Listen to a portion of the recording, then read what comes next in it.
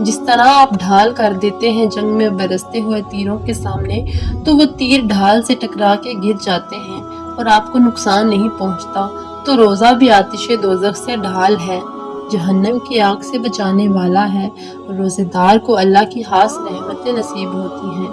ایک حدیث میں آتا ہے کہ روزے دار کو 2 خوشیاں نصیب ہوتی ہیں۔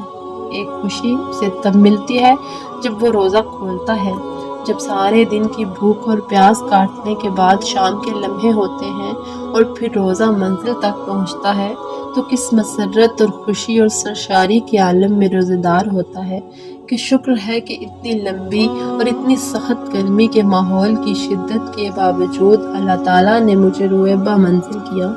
تو اس وقت ایک احساس اس کے ساتھ جڑا ہوا ہوتا ہے، اور جب وہ ٹھنڈا اور میٹھا مشروب پیتا ہے اور وہ ٹھنڈا اور میٹھا مشروب اس کی رگوں کو تر کرتا ہوا معدے کی طرف بڑھ رہا ہوتا ہے، تو اس کی زبان بولے نہ بولے دل اللہ کا شکر ادا کر رہا ہوتا ہے، اس کا ایک ایک عضو بدن رب کا شکرانہ ادا کر رہا ہوتا ہے۔ وہ ٹھنڈا اور میٹھا مشروب رگوں کو تر کرتا ہوا آگے بڑھتا چلا جاتا ہے، لیکن شکرانے کا وہ پیکر بن جاتا ہے۔ وہ ایک مسرت، ایک خوشی کا عالم ہوتا ہے کہ روزہ بھی نبھ گیا، سارے دن کی تکلیف بھی کٹ گئی، اور اللہ نے مجھے افطار کے لمحوں تک پہنچایا۔ فرمایا، روزے دار کو ایک خوشی تب ملتی ہے جب وہ روزہ کھولتا ہے، اور دوسری خوشی روزے دار کو تب ملے گی جب روزے کے صلے میں اللہ اپنا دیدار عطا فرمائیں گے۔ بنی آدم کے جتنے بھی عمل ہیں، 10 سے لے کر 700 گنا تک اس کا ثواب اولاد آدم کو دیا جاتا ہے۔ جتنا گڑ ڈالو اتنا ہی میٹھا، تو بعض کو 10 گنا، بعض کو 70 گنا، بعض کو 100 گنا، بعض کو 700 گنا، تو 10 سے لے کر 700 گنا تک بندے کے اعمال کا صلہ دیا جاتا ہے۔ لیکن میرے حضور نے فرمایا، روزہ جو ہے اللہ فرماتے ہیں وہ خاص میرے لیے ہے، اور میں خود اس کا اجر دوں گا۔ جب وہ خود عطا کرے گا تو کتنا عطا کرے گا؟ صحیح اتنا بڑا ہو تو پھر وہ کیا عطا کرے گا؟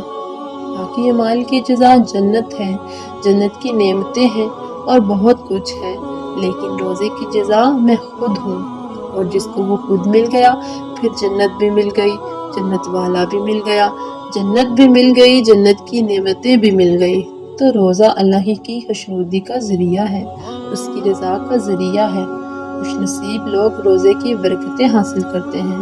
اور ایک روایت میں آتا ہے کہ جب رمضان المبارک کا آغاز ہوتا ہے، اللہ اہل ایمان کو، اپنے بندوں کو محبت کی نظر سے دیکھتا ہے، اور اللہ جس کو محبت کی نظر سے دیکھ لے پھر اسے کبھی عذاب نہیں دے گا۔ اللہ اکبر! تو یہ روزے دار کے لیے اللہ کی کرم نوازیاں ہیں، اللہ کی رحمتوں کی اجالے ہیں جو اس کے اوپر برستے ہیں۔ میں اور آپ اس ماہ انور کو، اس ماہ نور کو اس طرح سے گزاریں کہ ہمارے اندر کے گناہ دھل جائیں، ہماری غلاظتیں گناہوں کی مٹ جائیں، ہمارا سینہ صاف ہو جائے، ہم اہل ایمان کے لیے کشادہ ہو جائیں، ہم میں جو ہے وہ جھوٹ سے، تکبر سے، بخل سے، عیاذ سے اور دیگر امور بد سے اجتناب کرنے کی عادت پڑ جائے۔ روزہ جو سکھانا چاہتا ہے ہم وہ اس سے سیکھ لیں، تو اللہ اس ماہ صیام کی برکتیں ہمیں نصیب فرمائے۔ ہر سال یہ مہینہ آتا ہے، ہم پورا مہینہ بھوک کاٹتے ہیں اور پھر وہاں کے وہاں ہی کھڑے رہتے ہیں، تو پھر ہمیں سوچنا چاہیے، لیکن اگر تبدیلی آتی ہے تو پھر ہمیں شکریہ ادا کرنا چاہیے۔